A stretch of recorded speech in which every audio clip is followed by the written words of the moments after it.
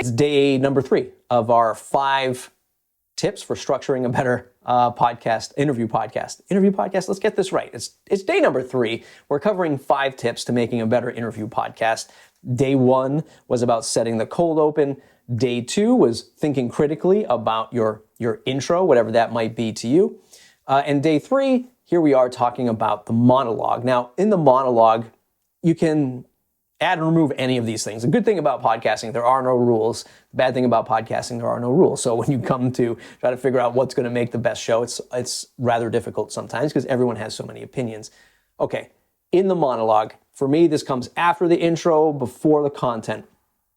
This is where I spend time setting the stage, setting the story arc, most importantly, finding that moment of tension that hopefully the listener will connect with and then say, I want more.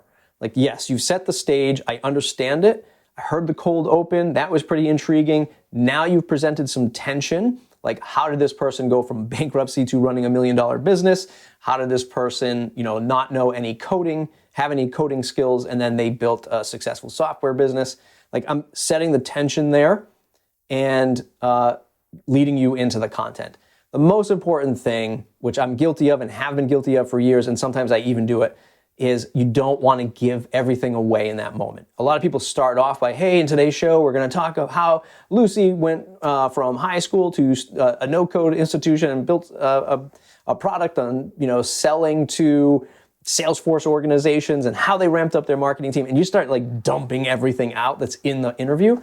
You can't do that because you're just going to lose a potential set of audience, and it doesn't really lend to any of the story arc that you're setting throughout the rest of. It's not fair, right? You're sort of giving it all out, and you're not letting the guest really tell the story, set the stage, and engage the audience. So don't give it all away in that opening monologue. Whew.